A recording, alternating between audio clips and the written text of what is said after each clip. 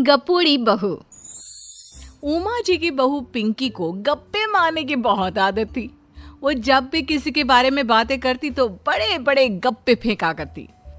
आसपास के सब लोगों को पता था कि पिंकी बहुत बड़ी गपोड़ी बाज है। लोग उसकी बात पर विश्वास नहीं किया करते थे, लेकिन हाँ, उसकी बातें सुन सुनकर हंसते बहुत थे। अरे बहू, पड़ोस वाली शर्मा जी है ना, उनकी बेटी का जन्मदिन है, तुम भी चली जाना। ठीक है मम्मी जी, ये तो बता दो गिफ्ट में लेकर क्या जाना है? अरे लेकर क्या जाना है, 250 का लिफाफा दे देना, बस काफी है। अरे मम्मी जी, अच्छा लगेगा क्या? पड़ोसी हैं हमारे, हमें कुछ बड़ा लेकर जाना चाहिए। अरे बहू, इतना काफी है। जानती हैं आप, मेरे मायके में जब पड़ोस में किसी की बर्थडे होती थी ना, तो मम्मी कुछ ना कुछ गोल्ड का ही देकर भेजती थी। पड़ोसी के बर्थडे में सोना? कैसी बातें करती हो। और नहीं तो क्या, आपकी तरह थोड़ी ना लिफाफा पकड़ा दिया। पिंकी शर्मा जी की बेटी के जन्मदिन में चली जाती है। अरे आज तो बड़ी सुंदर लग रही हो साड़ी में। जी मैं तो लहंगा पहनकर आने वाली थी, मम्मी जी नहीं मानी। अरे बेटा, बर्थडे पार्टी में तो साड़ी चल जाती है, मेरा मतलब कोई शादी थोड़ी ना है। कैसी बात कर रही हैं आप आंटी जी? मेरे मायके में तो छोटे छोटे फंक्शन भी हम लोग लहंगा बनवाते थे बुटीक से, डिजाइन करवाकर। चाहे पड़ोस में किसी का जन्मदिन हो, मेरी मम्मी हमेशा बुटीक से नया लहंगा डिजाइन करवाती थी।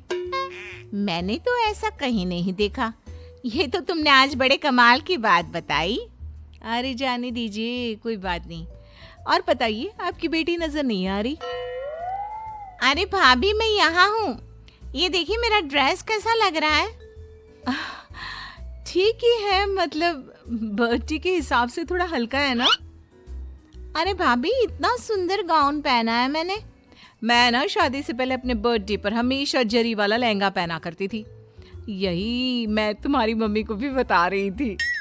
इसके बाद केक काटने का प्रोग्राम शुरू होता है। सब लोग इकट्ठे हो जाते हैं। शर्मा जी की बेटी का केक देखकर पिंकी से रहा नहीं जाता। उसके अंदर का गपोड़ी बाज बाहर निकल कर आ जाता है। अरे इतना छोटा सा केक! अरे बेटा, मेहमानों के हिसाब से ही है, जितने लोग इतना बड़ा केक। आंटी जी, कम से कम 4 या 5 मंजिल वाला केक तो बनाना चाहिए था। आपकी बेटी का बर्थडे रोज रोज थोड़ी ना आता है।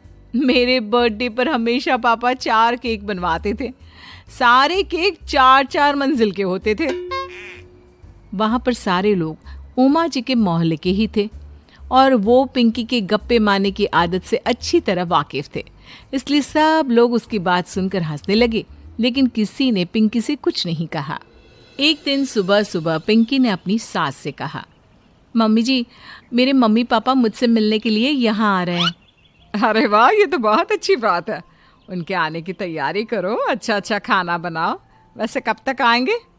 मम्मी जी फ्लाइट से आ रहे हैं, कल शाम को 4 बजे की फ्लाइट है। फ्लाइट? लेकिन बेटा, तेरा मायका तो यहाँ से 2 घंटे की दूरी पर है। तेरे मम्मी पापा फ्लाइट से कब से आने लगे? अरे मम्मी जी, आपको पता नहीं है, मेरे मम्मी पापा ना आधे घंटे की दूरी के लिए भी फ्लाइट का टिकट बुक करवाती है। अरे गप्पे थोड़े कम मारा करो बहू, कोई फ्लाइट से तब आएगा ना जब यहाँ पर एयरपोर्ट होगा। तुम्हारी मम्मी क्या उड़कर आएगी घर में? अरे हाँ मम्मी जी, मैं तो भूल ही गई थी। वो क्या ना, मेरे मम्मी पापा हमेशा फ्लाइट से ही ट्रैवल करते हैं, तो मेरे दिमाग से ही निकल गया था। अगले दिन पिंकी के मम्मी और पापा पिंकी से मिलने के लिए उसके घर आते हैं। आइए आइए जी, आपका बहुत बहुत स्वागत है।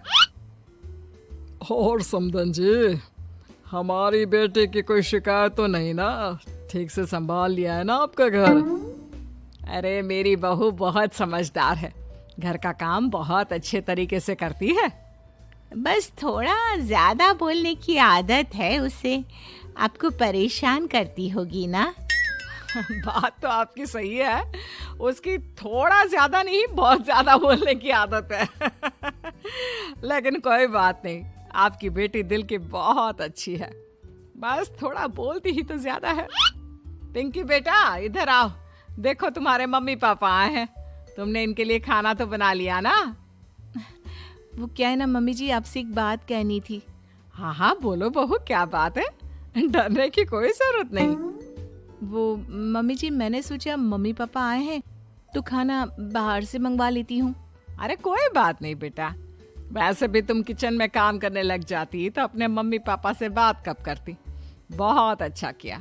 अब तुम अपने मम्मी पापा के साथ बैठकर आराम से बात करो, मैं अंदर जाती हूँ। शाम का वक्त जैसे ही दरवाजे की घंटी बजी, 3-4 लोग हाथों में खाने के बहुत सारे पैकेट लेकर उमा जी के घर पहुंच गए।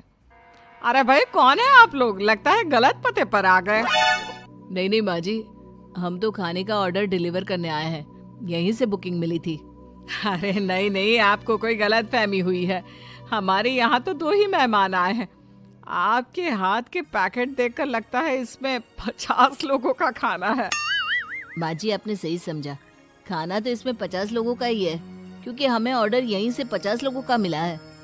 अरे लेकिन इतना सारा खाना, कहीं मेरी बहू ने अपनी गप मारने की आदत के चलते ऐसा तो नहीं कर दिया। ये खाना आप रख लीजिए और हमें हमारे पैसे दे दीजिए। अच्छा वैसे कितने का बिल बना है? ज्यादा नहीं, बस 10,000 दे दीजिए। उन लोगों की बात सुनकर उमा जी पिंकी को आवाज देकर वहां बुलाती है। जैसे ही पिंकी वहां आती है, खुश होते हुए उन लोगों को वहां पर खाना रखने के लिए कहती है। अरे इतना सारा खाना क्यों मंगवाया बहू? अरे मम्मी जी, मैंने आपको बताया तो था, मम्मी पापा आए हैं तो मैं खाना बाहर से मंगवा रही हूँ। ये बात सही है बेटा, लेकिन 2 लोगों के लिए 50 लोगों का खाना? अरे मम्मी जी, कुछ कम पड़ जाए तो अच्छा थोड़ी ना लगता है, और मेरे मायके में तो ऐसा ही होता है, एक्स्ट्रा खाना मंगवाते हैं हम लोग। तभी पिंकी के मम्मी और पापा वहां पर आते हैं। अरे बेटा, एक्स्ट्रा खाना मंगवाने का मतलब ये थोड़ी ना होता है कि 2 लोगों के खाने के लिए 50 लोगों का खाना मंगवा लो। और बेटा, तुम्हारी गप मारने की आदत के चलते 10,000 का बिल आया है, तुम्हें नहीं लगता ये गलत है? देखो बहू, बढ़ा चढ़ाकर बातें करना अपनी जगह, लेकिन इतनी बड़ी बड़ी फेंकना भी गलत है ना। पहली बात तो इतने सारे पैसे लगे, और दूसरी बात खाना वेस्ट होगा। आप लोग ठीक कहते हैं, मैं आज के बाद अपनी इस आदत को कंट्रोल करने की कोशिश करूंगी और अब से गप थोड़ी कम मारा करूंगी। पिंकी की बात सुनकर सब लोग हंसने लगे।